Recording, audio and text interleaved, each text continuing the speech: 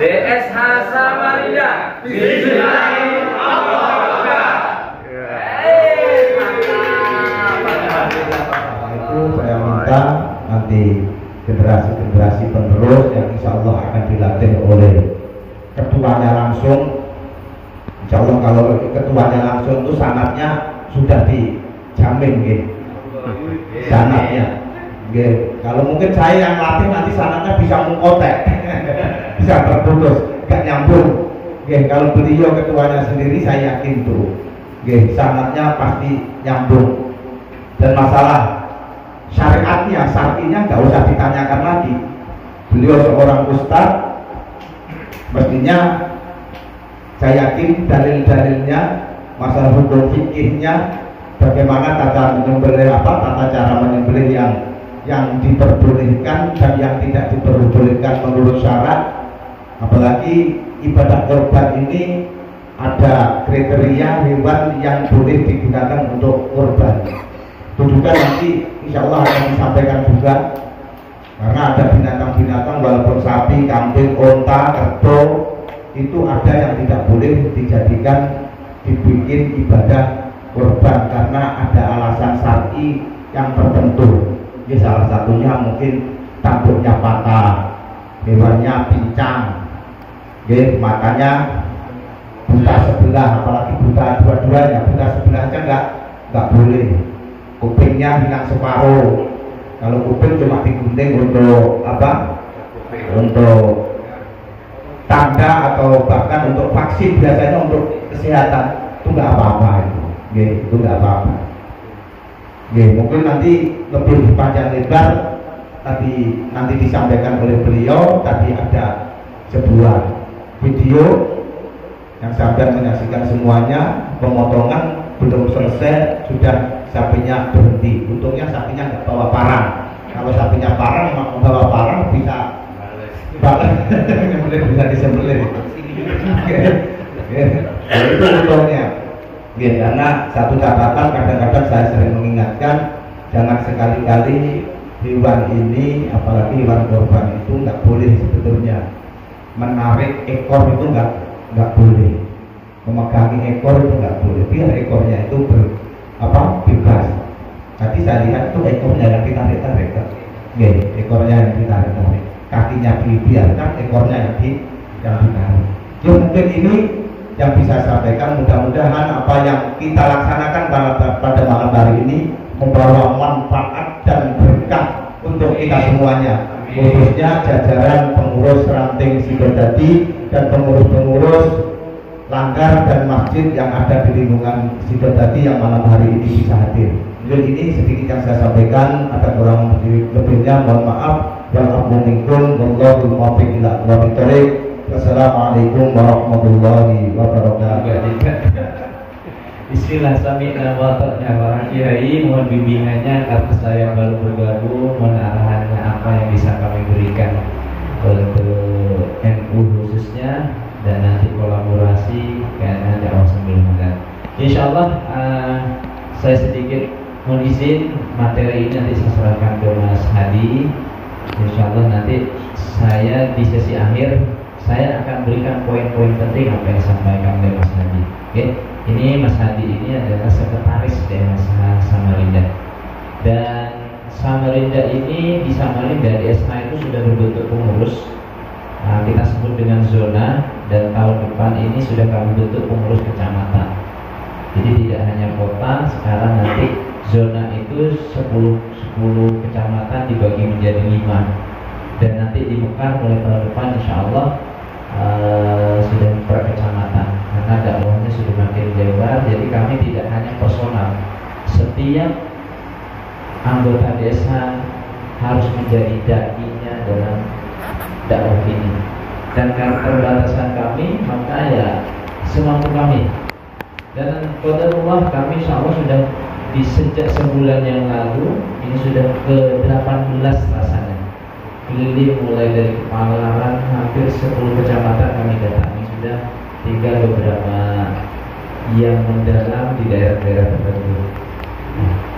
Yang masih belum, nanti insya Allah bersama-sama, apalagi nanti dengan izin ke Imam Syafi'i dari Samarinda koordinasi MU dan DSA. Mohon izin ya untuk tahun depan, ayo kita sinergi. Di mana di situ ada desa, ayo di situ juga ada MU. Bareng-bareng kolaborasi. Minta izin payungnya ini, minta restu ini Syafi'i. Ayo malah di sana ada ketua malahan. Di situ juga ketua desa juga.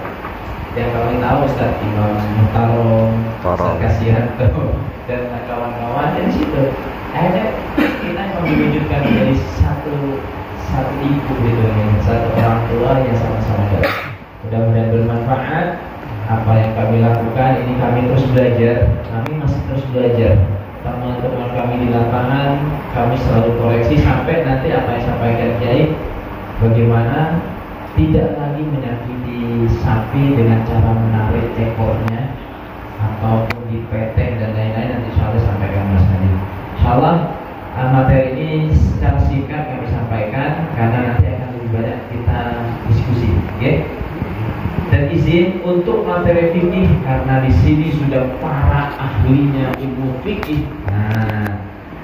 Panis tuh nih untuk bab fikih nanti saya skip dulu. Kita fokus ke manajemen kurbannya karena sudah mepet. Kalau kajian fikih insya Allah bisa di momen yang lain. Kita manajemennya saja dari awal hingga proses akhir teknis, ya. Kita lebih banyak proses teknisnya. Kepada Mas Hadi dipersilakan. Assalamualaikum warahmatullahi wabarakatuh. Oke, lanjutannya ada agenda kegiatan dan anggaran, ada SOP dan APD sama inventarisasi. Baik. Nah, biasanya kita dari DSA itu memberikan saran. Ini saran saja Pak ya, tidak suatu kewajiban. Tapi alangkah baiknya saran ini bisa kita manfaatkan. Apa saja sarannya? Yang pertama yang sebagai pegangan kita adalah akad dalam kurban, ya. Di DSA sendiri kita merumuskan bersama ketua, bersama pengurus dan rekan-rekan yang lainnya supaya para panitia juga menjadi ada pegangan, gitu loh. Ketika di lapangan nanti terkait komplain dan sebagainya, ketika ada akad ini sebagai apa? Sebagai pelindung kita. Bahasanya seperti itu Pak. Akadnya apa saja? Kita terbagi menjadi 3. Ada akad antara panitia dan sahibul kurban. Kemudian yang kedua ada akad panitia dengan penjual hewan kurbannya. Yang ketiga ada panitia dengan juru sembelihnya. Nah ini pernah kejadian Pak, yang sama juru sembelih nih di Samarinda Seberang kemarin waktu kami mengisi, beliau menyampaikan antara panitia dengan juru sembelih ini padahal sudah di booking 9. Mohon maaf mungkin karena isinya lebih tebal di tempat yang lain, akhirnya beliau ke sana dulu baru balik ke sini. Padahal sudah dikonfirmasi, katakanlah kita udah booking duluan. Nah, karena tidak ada secara perjanjian tertulis, nah ini kan kita sebagai panitia nggak bisa komplain juga. Perlunya ketegasan panitia dengan juru sembelih. Kalau memang udah di booking jam sekian, ya hadir gitu. Mau bisyarahnya seperti apapun itu urusan nanti. Yang penting amanahnya dulu yang dijalankan. Ya. Oke. Baik, terkait akad ini tidak kami bacakan, tapi nanti insya Allah ketua bisa berikan ke pengurus. Siapa tahu nanti bisa diadopsi, bisa dimodifikasi sesuai kebutuhan di lapangan. Ya. Oke. Untuk penanganan sebelum penyembelihan, saya rasa pemilihan hewan kurban ini pastinya sesuai syariat Islam, ya. Yang tadi disampaikan tidak cacat. Kalau toh di telinganya ada air tag, sekarang Pak, ya air tag itu yang riwayat perjalanan sapi, riwayat cacatnya sapi, riwayat sakitnya sapi, kan itu ada ketika di scan barcode-nya. Nah, itu tidak apa? Tidak mengurangi kualitas daripada daging, ya. Selamat datang Sadarik. Nah ini beliau ketua zona 2. Beliau di zona 2 ini paling penting kecamatan Samarinda Hulu sama Samarinda Kota. Ya. Nah, jadi yang berminat mau kita bergabung, kita sama-sama belajar, monggo lewat beliau. Ya. Oke, yang kedua pengangkutan hewan kurban, ya. Diangkut biasanya kalau memang kita beli sama penjual, insya Allah transportasinya disesuaikan, ya. Nah, di pengangkutan hewan kurban ini disyaratkan, ya sekarang baik lagi pakai Datsun Pak ya, mobil pickup terbuka gitu ya.